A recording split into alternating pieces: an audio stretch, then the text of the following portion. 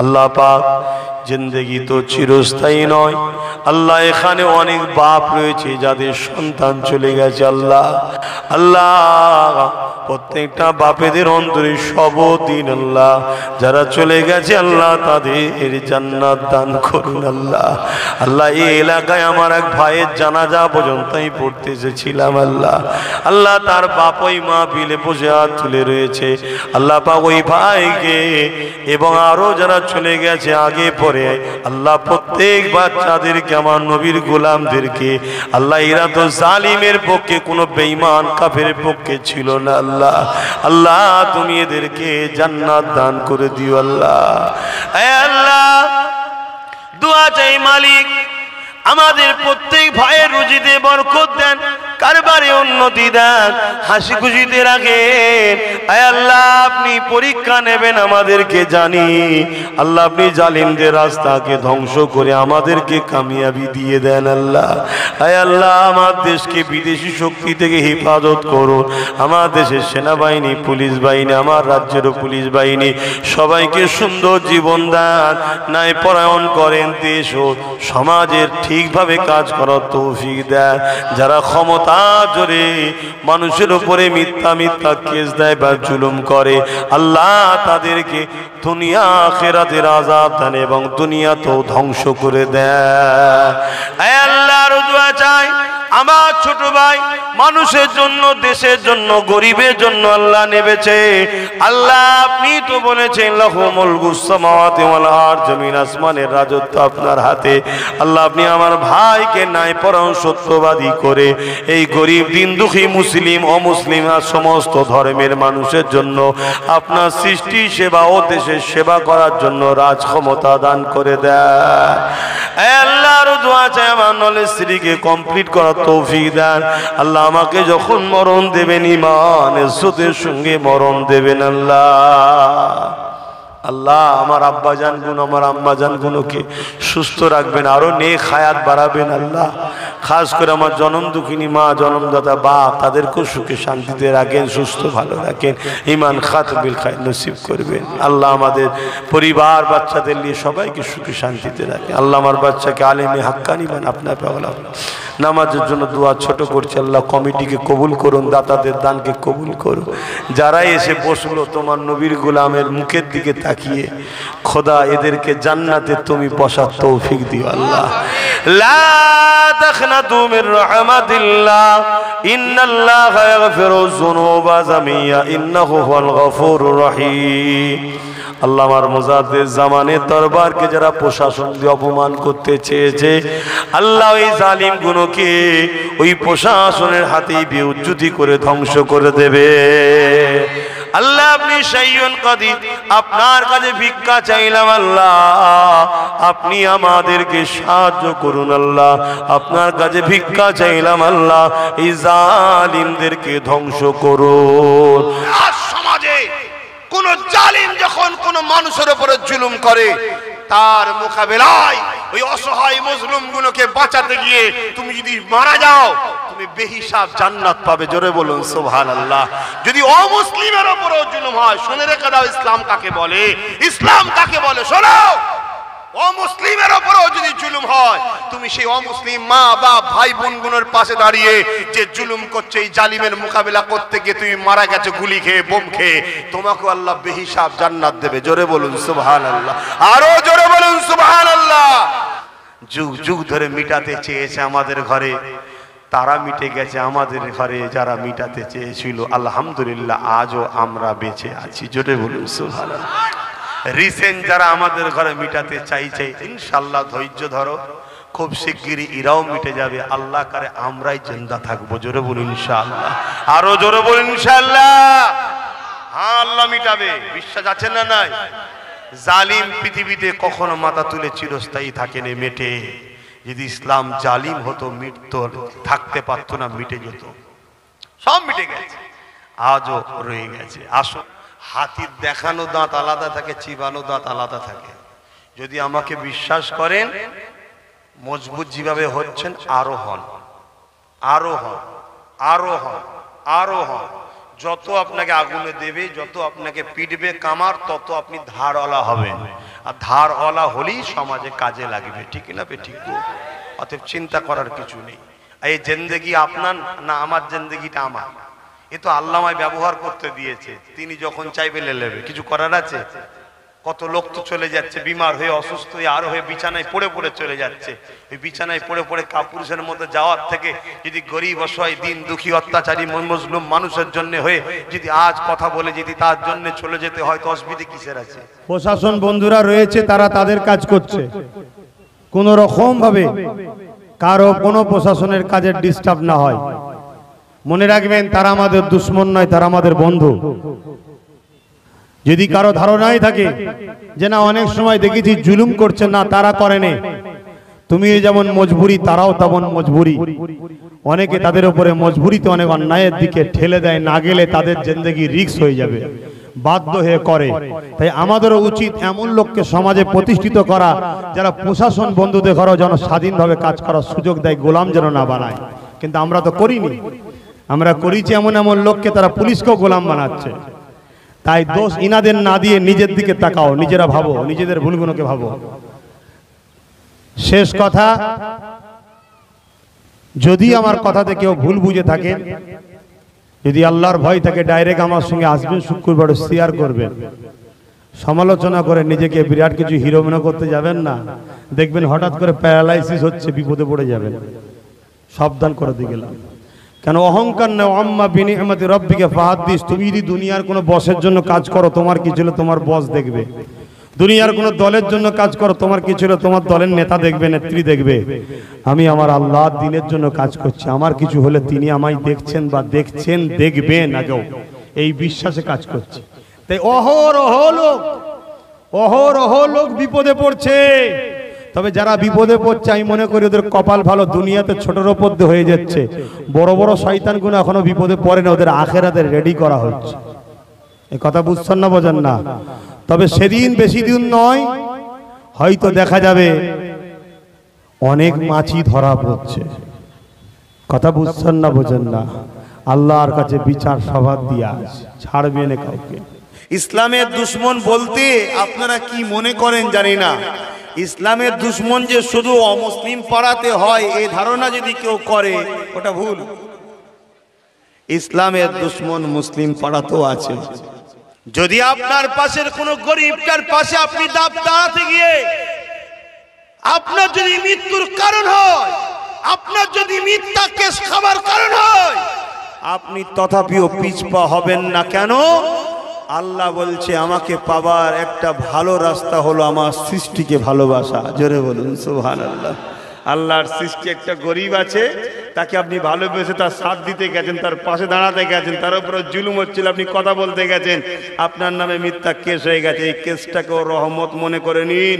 এর বিনিময়ে হয়তো আল্লাহ আপনার দুনিয়ায় পরীক্ষা করলো, এই কষ্ট দুনিয়ায় পেলেন, আখেরাতে কিন্তু চির শান্তির জান্নাত পাবেন। জোরে বলুন সুবহানাল্লাহ। কারণ আপনার কাজটা তো অন্যায় নয়, শয়তানের কাজ নয়, তো গরিবের সাথ দিয়া কাদের কাজ? বলুন বলুন, তো নবীদের কাজ। নবীরা গরিবদের সাথ দিত। জোরে বলুন সুবহানাল্লাহ। জানেন না আপনারা কি গো, নবীরা গরিবদের সাথ দিত না, দিত না? হ্যাঁ, কিন্তু তুমি যদি মাফটা না নিয়ে কবরে যাও, আমি গল্প বলছি না এখানে, তুমি বুঝতে পারছো না তুমি কি ভাষা ফেসেছো। তোমার এই গরম বেশি দিন থাকবে না, তোমার এই পাওয়ার বেশি দিন থাকবে না, তোমার এই পদ, তোমার এই সম্মান, তোমার এই ইজ্জত বেশি দিন থাকবে না। আমরা এমন একটা ধর্মের বিশ্বাসী, যে ধর্মে একজন মোমেন আর একজন মোমেনের দিকে যদি ভালোবাসা নজরে তাকায়, ভাই হিসাবে, বাপ হিসাবে, ছেলে হিসাবে, এই তাকানোতেও নেকি আছে। জোরে বলুন সুবহানাল্লাহ। আল্লাহ রসুলকে সাহাবা হুজুররা জিজ্ঞেস করলেন, হুজুর আমরা তো আপনার দরবারে আসি, আপনাকে দেখি, আমরা চলে যাওয়া, আপনি দুনিয়া থেকে পর্দা নিবার পর আপনার উম্মত যারা আসবে তারা তো আপনাকে এইভাবে আপনার দরবারে আসবে, আমরা যেভাবে বসে আপনার নূরের জবান থেকে দিন ইসলামের কথা শুনছি, আপনারা তারা তো ডাইরেক্ট আপনার নূরের জবান থেকে কথা শুনতে পাবে না। এই রকম একটা মজলিস থেকে, এরকম একটা জায়গা মাকাম কদর থেকে তারা তো মাহরুম হয়ে যাবে, বঞ্চিত হয়ে যাবে। আল্লাহ রসুল বলেছিলেন, বাবা সাহাবারা শোনো, আল উলামা ওয়ারাসাতুল আম্বিয়া, আলেমে হাক্কানিরা হলো আমার ওয়ারিস। আমার ওয়ারিসদের যারা মুখ দেখবে তাদের দরবারে বসে দিন শরিয়া শিখবে, যেমন তোমরা বসে শিখে ফায়দা পাচ্ছ, ওই রকম তারাও ওই ফায়দা লাভ পাবে। জোরে বলুন সুবহানাল্লাহ। বিশ্বাসে মিলাই বস্তু, তর্কে বহুদূর। এখানে যতজন মানুষ বসে আছেন ভক্তির সাথে আমার কথা শুনছেন, যতজন মানুষ আদব রেখেছেন ভক্তির সাথে আমার কথা শুনছেন, আমার দিকে তাকিয়ে দেখছেন, যদি হৃদয়ে আপনাদের এইটুকু জায়গা থাকে যে আল্লাহ নবী তো দেখতে পাইনি, নবীর বংশের বাচ্চাকে দেখছি, আল্লাহ কোরআন তো পড়তে পারিনি, কোরআন যে বলে তাকে দেখছি, হাদিস তো পড়তে পারিনি, যে হৃদয় হাদিস আছে তাকে দেখছি, আল্লাহকে সাক্ষী রেখে বলছি এই নজরে দেখা দে, যতক্ষণ তাকিয়ে থাকবে ততক্ষণ ছোট ছোট গুনাহ আল্লাহ মাফ করবে। জোরে বলুন সুবহানাল্লাহ।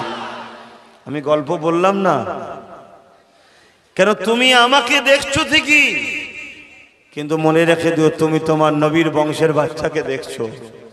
এই গুরুত্ব, এই প্রেমটা যদি তোমার মধ্যে থাকে আল্লাহ তোমাকে এই ফজিলতটা দেবে। তুমি আমাকে দেখছো ঠিকই, মনে রেখো তুমি একজন নবীর দ্বীনের খাদেমকে দেখছো। এর জন্য তোমার এই দেখাতেও আল্লাহ তোমার গুনাহ মাফ করে, এবং যতক্ষণ তাকিয়ে থাকবে ততক্ষণ আল্লাহ তোমার উপর রহমত বর্ষণ করবে। জোরে বলুন সুবহানাল্লাহ। এই কথাটা যে আজকে বললাম, এটা বিশ্বাস মানা সবটাই নিজের ইমানের ব্যাপার, নিজের প্রেমের ব্যাপার। কথা বুঝে আসছে?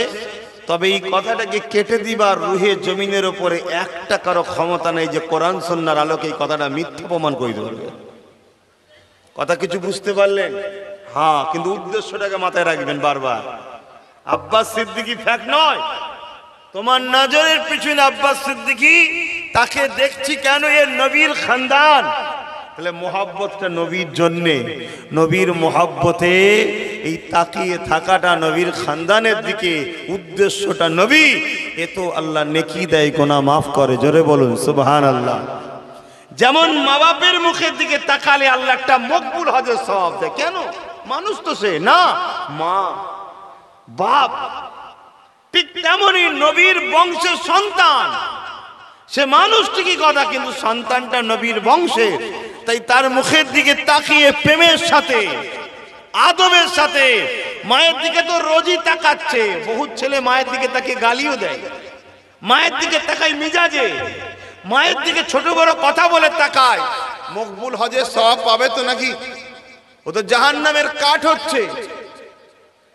তাহলে এই যে তাকানো, এই তাকানোর মধ্যে উদ্দেশ্যটা থাকবে মোহাব্বত আদবের সাথে। এটা আমার আব্বা, এটা আমার মা। এই মোহাব্বত আদব থাকলে আল্লাহ তাকে কবুল হজের সওয়াব দেয়। জোরে বলুন সুবহানাল্লাহ।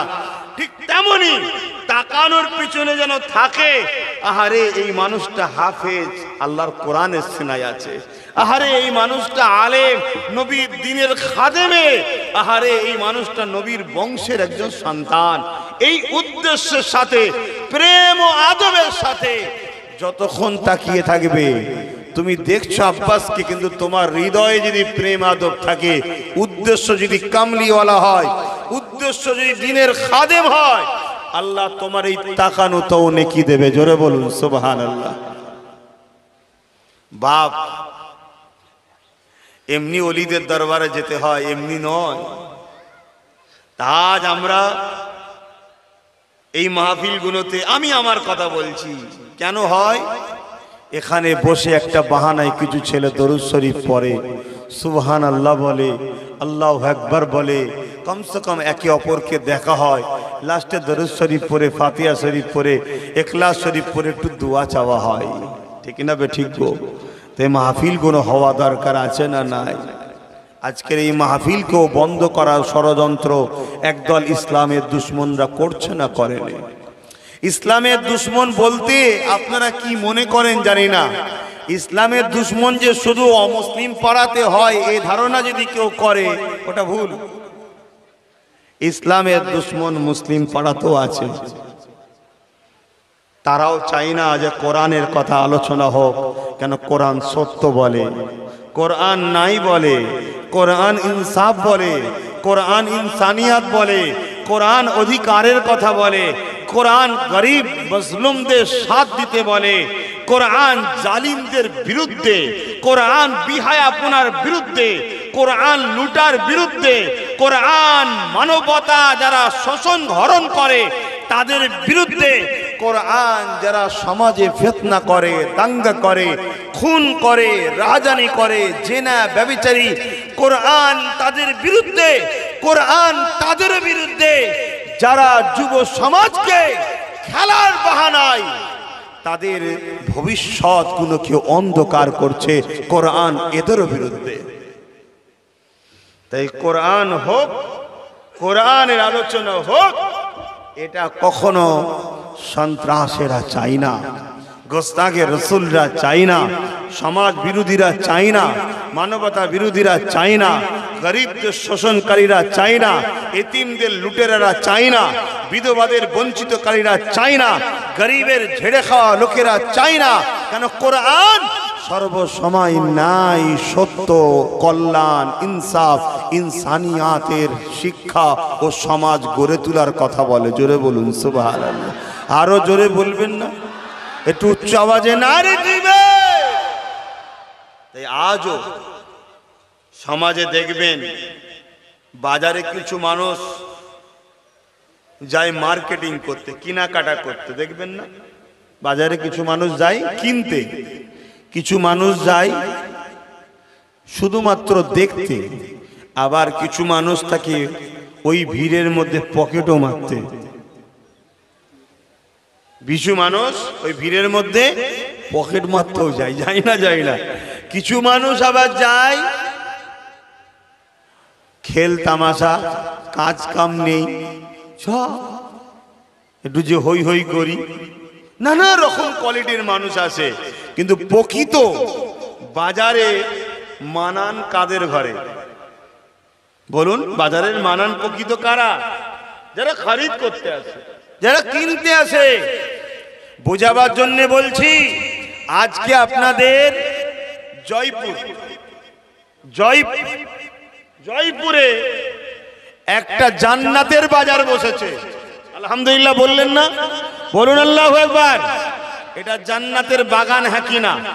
এটা জান্নাতের বাজার বসেছে। সেখানে হাজারো কোয়ালিটির লোক আসবে বাপ, কিন্তু এখানে প্রকৃত কোন খদ্দেরটা ভালো যে এখানে কিনতে এসেছে? কি কিনতে এসেছে? জান্নাত যাবার ব্যবস্থা তৈরি করার জন্য জান্নাত, এক কথাই জান্নাত কিনতে এসেছে। জান্নাত কিনা যায়? হ্যাঁ, আল্লাহ বলছে কিনা যায়। কি? জান আর মাল দে, তার বিনিময়ে জান্নাত নে। জোরে বলুন সুবহানাল্লাহ। তা জান্নাত, সুবহান রাব্বিল আলা তাসবিহ পড়া, এটা জান্নাত খরিদ করার একটা পাঠ। এই মাহফিলে আসা, পার কদমে 10টা করে নেকি পাওয়া, জান্নাতকে নিবার একটা রাস্তা। জোরে বলুন সুবহানাল্লাহ। তো এখানে বাজার, এ বাজার কিছুক্ষণ পরে ভাঙবে, ঘরে তো সবাই ফিরে যাবে, কিন্তু খুশি কার ওপরে হবে? যার হাতে বাজার থেকে খরিদ করা মাল থাকবে। ঠিক না বে ঠিক? তা আমরা কে কি নিয়ে গেলাম এখান থেকে সেটাই ভাবতে হবে। আপনি বাজারে এসেছেন, বাজারের যে সিস্টেম, জান্নাতের বাগানের যে সিস্টেম, সেই সিস্টেমটাকে আপনাকে মান্যতা দিতে হবে। আপনারা আম মানুষ, তাই আম ভাবে বুঝাচ্ছি, ভুল ব্যাখ্যা নিচ্ছেন না তো? ভুল বুঝছেন না তো? কেন সমালোচনা করার তো লোক আছে। আবার আমার অস্ত ইদানিং কেউ বুঝুক চাই না বুঝুক, একদল চিটিংবাজ খুব ভালো তারা বুঝতে পারছে, চিরুনি তল্লাশি করে বিশ্লেষণ করছে। যাক যাক, আল্লাহ তাদেরকে হেদায়েত করুক। তবে বুঝে যদি মানতো লাভ হতো, বুঝে সমালোচনা হচ্ছে। যাক, তা আপনারা ভুল ব্যাখ্যা নিচ্ছেন না তো? তাহলে আমরা এই দুনিয়ার বাজারে আজকে কিন্তু একটা জান্নাতের বাগানে বসেছি। এ বাজার একদিন ভেঙে যাবে, মৃত্যুর ঘন্টা বেজে যাবে, টাইম শেষ। ফিরে যেতে হবে তোমাকে তোমার রবের কাছে। কি নিয়ে এসেছিস বল? কোথায় যাচ্ছে, কোথায় যাচ্ছি, কি বুঝাচ্ছি বুঝছেন তো? কি নিয়ে এসেছিস বল? আমি তোকে দুনিয়ায় পাঠালাম, তোকে আমি সব দিলাম দুনিয়ার বাজার থেকে আমার জন্য, আমার তো প্রয়োজন নেই। তুই কি এনেছিস বল? তোকে তো আমি দুটো জিনিস আনতে পাঠিয়েছিলাম, নিয়ে এসেছিস। একটা হলো ঈমান আর একটা হলো আমল। এনেছিস কি? আল্লাহ এনেছি। যা আমার মেহমান খানায় যে বস, সারা জীবন ওখানে থাকবি, আমার খাদেমরা তো সেবা করবে, আর কোনো টেনশন কষ্ট নাই, যেটার নাম হলো জান্নাত। জোরে বলুন সুবহানাল্লাহ, আরো জোরে বলুন। আল্লাহ একটা এনেছি, আর একটা আনতে পারিনি। কি এনেছিস? আল্লাহ ঈমান এনেছি। আমল ঠিকভাবে হয়নি। কখনো কখনো একটু মাহফিল হতো, হালকা বয়সে গিয়ে বসতাম, একটু বয়স হলে হজ করতাম, নামাজ ধরতাম, কিন্তু হালকা বয়সেই তো তুমি আমায় ডেকে নিয়েছো। আমার আমলে শুধু এই কোরআনের মাহফিলেই বসা আছে। আমার আমলে ওই আল্লাহওয়ালাদের বাচ্চাদের ঘরে একটু দেখতে ভালো লাগতো, একটু যেতাম। আমার আমলে ওই আলেমদের ঘরে একটু ভালো লাগতো, ওদের সোহবতে বসতাম। আল্লাহ আমার আমল তেমন বেশি কিছু নেই, তবে ঈমান আল্লাহ এনেছি। আমার আল্লাহ পাক গফুর গফার, রসুল দ্বারা জানিয়ে দিলেন, আমাদেরকে ঘোষণা দিয়েছেন, হয় ওলি হও, নাই ওলিদের সাথী হও, আর না হয় ওলির সাথীরও বন্ধু হও। জোরে বলুন সুবহানাল্লাহ। তো তুই তো আমার ওলির সাথে ছিলে, ওলি আউলিয়াদের বাচ্চাদের সাথে ছিলিস। যা আমি আল্লাহ তোকেও ছাড় দিলাম, আমার জান্নাতে গিয়ে বাস, ওখানে শান্তিতে থাক। জোরে বলুন সুবহানাল্লাহ। যদি কেউ ঈমান নিয়ে যেতে না পারে, তার কিন্তু কোনো কথা চলবে না। যদি কেউ ঈমান নিয়ে না যেতে পারে, তার কোনো কথা চলবে না। ঈমানটা কি আপনারা জানেন? হায় রে মুসলমান, আজকে আমরা গলা লম্বা করে বলি আমরা মুসলমান। আমরা সবাই আশা রাখি আমরা জান্নাতে যাব। আমরা সবাই দাবি করি আমরা মুসলমান, আমরা জান্নাতে যাব। ঈমান কি জিনিস এখনো বুঝলাম না। ঈমান হলো রসুলের প্রেম, নবীর আদব, রসুলকে রসুল বলে বিশ্বাস করে, জানের থেকে বেশি ভালোবেসে আদবের সাথে মেনে নিবার নাম হলো ঈমান।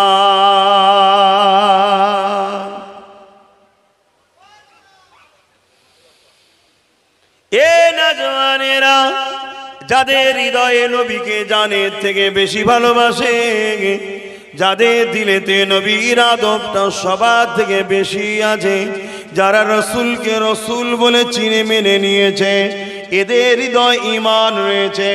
যাদের হৃদয়ে সব কিছু থেকে রসুলের ভালোবাসা আগে নয়, তার হৃদয় ঈমান নাই। সে পীরের ঘরের ছেলে দাবি করো, মুফতি দাবি করো, আলেম দাবি করো, যেই দাবি করো বাপ, তার কিন্তু ঈমান নাই। কেননা সব কিছু থেকে আল্লাহ রসুলকে বেশি ভালোবাসা, সব কিছু থেকে নবীকে বেশি আদব করা, মুহাম্মদ রসুলকে রসুল বলে মেনে নেওয়া, এটাই হলো ঈমান। এই জিনিসটা যার হৃদয়ে আছে, তার মধ্যে ঈমান রয়েছে। যদি এই মানুষটাও দুনিয়ায় চলতে গিয়ে ভুল করে ফেলে, সে আল্লাহ পাকের কাছে ধরা পড়বে, আসামি হিসাবে তার শাস্তি হবে। কিন্তু ঈমান থাকার জন্য আল্লাহ পাক তাকে জান্নাতি বানিয়ে দেবে।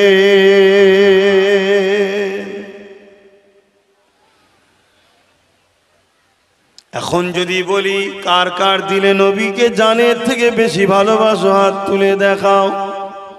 কে কে রসুলকে জানের থেকে বেশি ভালোবাসো? হাত তুলে দেখো।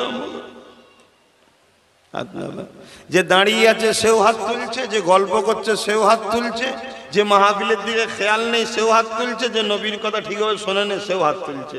এই হাত তুলাতে আমরা সবাই আছি, কিন্তু আমি ফাইসাল্লা করব না। আল্লাহ তোমাদের কি মনে হয় আল্লাহ অন্তরের খবর জানে না? তাহলে হাত তুললেই যদি পার হওয়া যায় তাহলে তোমরা সবাই পার হয়ে যাবে। আর যদি বলো না, দিলের খবরটা আল্লাহ দেখবে, তাহলে তুমি কি করে বলছো যে আমিও রসুলকে জানের থেকে বেশি ভালোবাসি? নবীর একটা কথাকে মানতে পারলে না যে রসুল বলল কোরআনের মাহফিল হলে বসবি, তুমি এটাই মানতে পারলে না, বললে ভালোবাসি? এ নাটক দুনিয়ায় চলে, এ নাটক দুনিয়ায় চলে, আখিরাতে চলবে না। আমার দায়িত্ব শুধু আপনাদের কাছে তুলে দিবা, কাল কিয়ামতের ময়দানে আল্লাহ পাকের কাছে জবাবটা আমাকে আমারটা দিতে হবে, আপনাকে আপনারটা দিতে হবে। মনে রাখবেন কিয়ামতটা এত কঠিন হবে, যেদিন মাথার এক বেগ দেখতে এক হাত উপরে আল্লাহ সূর্যকে নামিয়ে দেবে, সূর্যে 12 গুণ তাপ আল্লাহ বাড়িয়ে দেবে, মাথার ক্ষীণগুলো নাক দিয়ে গলে গলে ঝরে ঝরে পড়তে লাগবে। এই কিয়ামতের দিনে বাপ ছেলের হবে না, ছেলে বাপের হবে না। এই কিয়ামতের দিনে মা মেয়ের হবে না, মেয়ে মায়ের হবে না। এই কিয়ামতের দিনে স্বামী স্ত্রী হবে না, স্ত্রী স্বামীর হবে না। এই কিয়ামতের দিনে সবাই নফসি নফসি করবে। ওই কিয়ামতের দিনে একদল মানুষ হযরত আদম সফিউল্লাহর কাছে যাবে, আব্বা জান আপনি আমাদের জন্য সুপারিশ করেন। আদম সফিউল্লাহ বলবে নফসি, আমার কি হবে? এ যুবক মনে রেখে দিও, রক্তের গরম বেশি দিন থাকে না। এ যুবক মনে রেখে দিও, এই যৌবনের শক্তি বেশি দিন থাকে না। এ আমার ভাই মনে রেখে দিও, এই মস্তানি বেশি দিন থাকে না। এই গাফলতি জিন্দেগি তোমাকে জাহান্নামের দিকে নিয়ে যাচ্ছে। অন্য দিন তুমি ভুল রাস্তায় ছিলে, অন্য সময় তুমি এদিক ওদিক আড্ডা দিলে। হায় রে, তোমার গ্রামে একটা কোরআনের মাহফিল হলো, যেখানে আল্লাহ নবীর কথা হলো, তুমি সেখানে আসতে পারলে না। আজকে দুনিয়ার জমিনে একদল শয়তান, তারা তাদের চালাতে ঘরে দিয়ে এই সব কোরআনের মাহফিলগুলোকে বন্ধ করার বড় প্ল্যান করছে। কখনো প্রশাসন দিয়ে চেষ্টা করে, কখনো বিভিন্ন বাহানা দিয়ে চেষ্টা করে, কখনো জোর দেখিয়ে চেষ্টা করে, কখনো বলে মাহফিল করলে তোকে তুলে নিয়ে যাওয়া হবে, তারও চেষ্টা করে। কখনো আবার বলে মাহফিলে গেলে তুই কিছু সুযোগ সুবিধা পাবি না। এই সব দিক দিয়ে যখন পারে না, তখন আবার শয়তান তার চালাতে ঘরে দিয়ে মাহফিলকে রুকার জন্য বিভিন্ন জায়গায় খেল তামাশা দেয়, বিভিন্ন নায়ক নায়িকাকে নিয়ে আসে, বিভিন্ন নাচনেওয়ালিদের ঘরে নিয়ে আসে। শুধু উদ্দেশ্য একটা, বাপ আদম ও নবী মুহাম্মদ সাল্লাল্লাহু আলাইহি ওয়াসাল্লামের উম্মতি গুলোকে নবীর থেকে সরানো, কোরআনের থেকে সরানো, আল্লাহ তিনি মাহফিল থেকে সরানো, জাহান্নামের দিকে নিয়ে যাওয়ার চেষ্টা করা। এ যুবক শুনে রেখে দাও, এরপরও তোমরা যে এসেছো আলহামদুলিল্লাহ, আল্লাহ তোমাদের এই আশা আর যারা বসে গেছো বসাটাকে কবুল করে নিয়ে আল্লাহ তোমাদের ঘরে জানো জান্নাতে বসার সুযোগ দেয়। বলুন আমিন, আরো জোরে বলুন আল্লাহুম্মা আমিন। এই চক্রান্ত দুনিয়ায় চলছে না চলে না?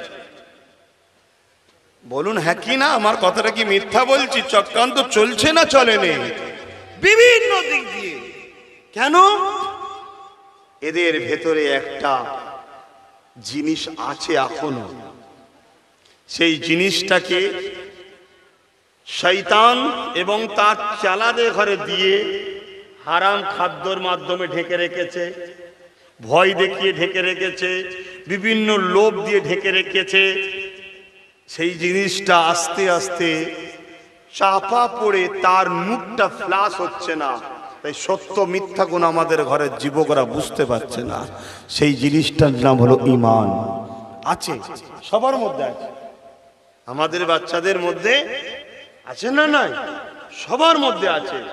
কিন্তু বড় প্ল্যান করে অন্যায় করিয়ে, ফ্রিতে খাইয়ে, বিভিন্ন দিকে ভুল রাস্তায় নিয়ে গিয়ে ওই ঈমানের নূরটা আর শরীরে ফ্লাশ হচ্ছে না, চাপা পড়ে গেছে। কিন্তু ঈমান আছে। এদের ভয় হয় কোরআনের মাহফিলে গেলে সত্য কথা যখনই শুনবে সত্য এমন একটা পাওয়ারফুল জিনিস, সার্প যেমন নোংরা কাপড়কে পরিষ্কার করে ময়লাকে সরিয়ে ঝকঝকে করে তোলে, এদের ইমানে যে নোংরা পড়েছে, কোরআনের কথা শুনলে ওই ইমানের নোংরা পরিষ্কার হয়ে সত্য ঝকঝকে ইমানের নূরের ফ্লাশ আবার বেড়ে উঠবে। জোরে বলুন সুবহানাল্লাহ। তাই বহুত বাহানা দিয়ে সত্যের আলোচনা মাহফিলগুলোকে বন্ধ করার ষড়যন্ত্র চলছে। কোন দিক দিয়ে যখন পারেনি, শুধু তোমার বাংলায় চলছে তা নয়, ভুল বুঝুনি, সারা দুনিয়াতে চলছে, কিন্তু বাংলায় ওটাও চালু হয়েছে। কোন দিক দিয়ে যখন পারে না, তখন কি বলে, ঠিক মাহফিলের দিনে, মাহফিলের টাইমে খেল তামাশা দাও, যাতে হালকা বয়সের ছেলেরা একটু খেলা পছন্দ করে, খেলার মধ্যে ব্যস্ত হয়। হালকা বয়সের ছেলে কোরআনের মাহফিল থেকে মুখ ফিরিয়ে থাকুক। যদি আমার কোন অমুসলিম ভাই খেলা দিত, দুঃখ আমার লাগতো না। কেন? সে কোরআনের মর্যাদা, সে ধর্মীয় মাহফিলের মর্যাদা তার কাছে আবার কেন, সে তো মানে না। কিন্তু আফসোস, মুসলিম পাড়ায়, মুসলিম গ্রামে মুসলিমরাই এই কোরআনের মাহফিলকে রোকার জন্য ষড়যন্ত্র চালাচ্ছে না চালাইনে। এরপরও যে এত হাজার হাজার মানুষ, তোমরা যে আজকে এই কোরআনের মাহফিলকে যেখানেই যাচ্ছে, শুধু তোমার আজকে জয়পুরে নয়, যেখানেই যাচ্ছি সেখানেই দেখছি হাজার হাজার যুবক। আল্লাহু আকবার বলবেন একবার। এ থেকে প্রমাণ পাওয়া যায় আল্লাহ তোমাদেরকে এখনো ভালোবাসে। জোরে বলুন সুবহানাল্লাহ। কিন্তু তোমাদেরকে তো একটু মাইন্ড খাটাতে হবে যে হারে আমার আসছি আমি কি করতে, আমি দুনিয়ার বাজারে যে আল্লাহ পাঠিয়েছে, আমায় কি করতে পাঠিয়েছে। যিনি দুটো হাত দিল, দুটো চোখ দিল, দুটো কান দিল, দুটো পা দিল, কিডনি দিল, হার্ট দিল, এখনো নিঃশ্বাস দিচ্ছে, কার্বন ডাইঅক্সাইড বার করছে, আমাকে এখনো বাঁচিয়ে রেখেছেন কে? বলুন কে? আমার সৃষ্টিকর্তা রব্বুল আলামিন আল্লাহ। তিনি কেন?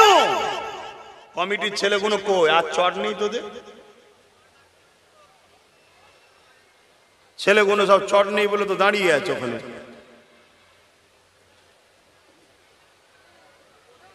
এসছে আলহামদুলিল্লাহ, ভালো জায়গায় এসেছে ছেলেটা।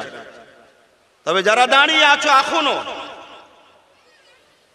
তারা যে আমার নয় বা আমার খারাপ করছো, বেরিয়ে যাও, এটা বলবো না, কিন্তু একটা নবীর হাদিসের আমলকে এখনো তোমরা করতে পারছো না, কিন্তু এরা করে ফেলেছে। যারা বসে গেছে, তোমরা একটা নবীর হাদিসের আমল করছো। তোমরা নবীর হাদিসের আমল করলে সওয়াব হয় না গুনাহ হয়? অবশ্যই তোমরা নেকির হকদার হচ্ছ। জোরে বলুন সুবহানাল্লাহ। কিন্তু যেসব ভাইগুলো দাঁড়িয়ে আছো, জানি না তোমরা হয়তো সবসময় এসি ভিআইপি তে বসো, হয়তো তাই চট তোমাদের ভালো লাগে না, হয়তো জিন্দেগি থাকতে পারে ভিআইপি। তবে প্রেমিক প্রেম যে করে, সে আগুনও বসতে পারে, ঠিক না বেঠিক? হ্যাঁ, বসেছে না বসেনে? এই বসেছে না বসেনে? আমাদের আব্বাজানের নাম কি? আমাদের সবার আব্বাজানের নাম কি? প্রত্যেকটা মুসলমানের আব্বা কে? আদম আলাইহিস সালাম প্রত্যেকটা মুসলমানের বাপের নাম। আদম আলাইহিস সালাম মুসলিম হোক অমুসলিম হোক সবার বাপ। মানুষেরই পিতা হলো আদম। ইব্রাহিম খলিলুল্লাহ, আল্লাহর বন্ধু ইব্রাহিম নবী। আল্লাহর প্রেমে আগুনে গেছে না যায়নি? যখন চরকিতে তুলে ছুঁড়ে ফেলা হবে, জিবরিল এসে চরকি ধরে ফেলেছে, ইব্রাহিম নবী বলো একবার, আমি কি সাহায্য করব? এদের নাম নিশানা এক্ষুনি মুছে দেবো।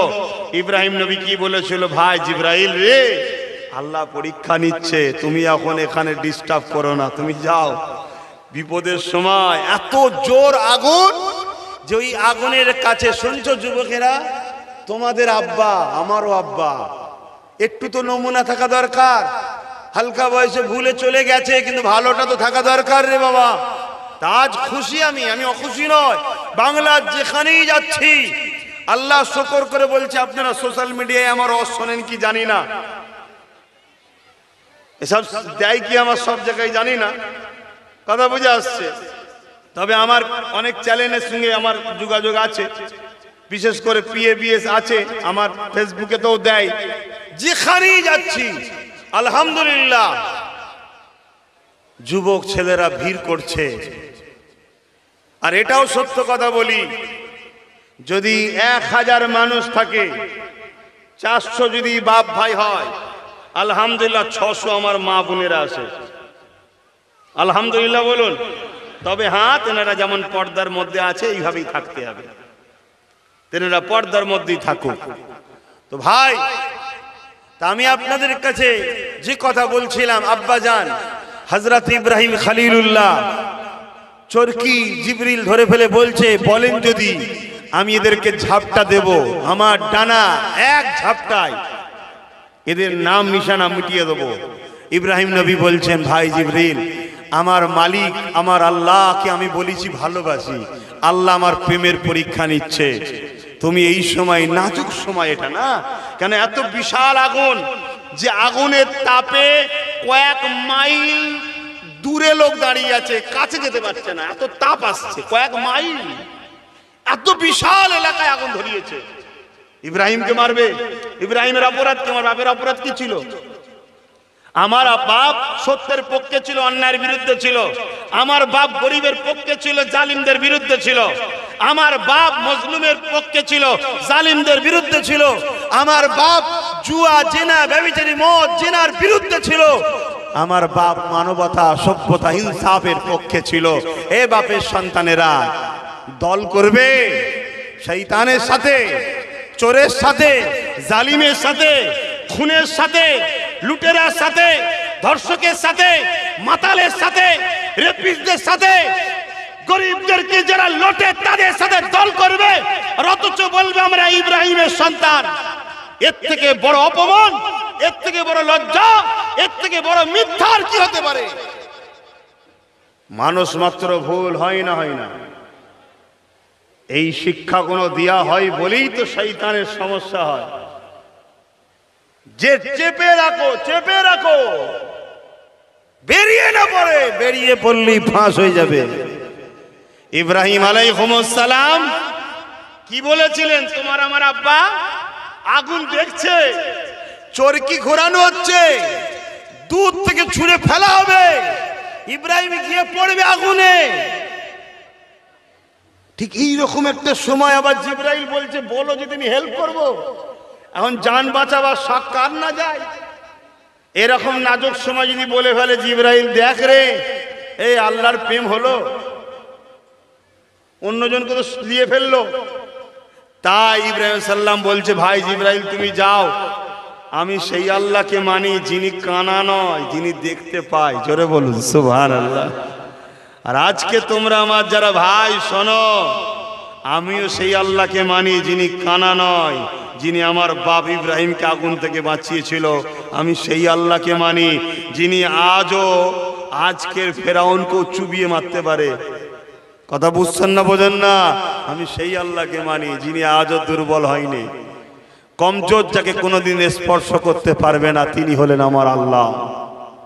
তাই আমি যতজনকে এখানে বসেছেন, আপনাদের ঘরেও সেই আল্লাহ দেখছে যিনি কানা নয়, তিনি সব দেখছে। যে আমার এক দাস ডাকছে, বাকি দাসগুলো সব এসে বসছে। কথা বুঝে আসছে? মনে রাখবে। তো ভাইয়েরা আমার, ইব্রাহিম নবী বলছে, ভাই জিবরিল শোনো, আমি সেই আল্লাহকে মানি যিনি দেখতে পাচ্ছেন। তিনি যদি আমায় বাঁচান, আমি অবশ্যই তিনার সাহায্য কামনা করি। তিনি ছাড়া কারো কাছে আমি সাহায্য চাই না।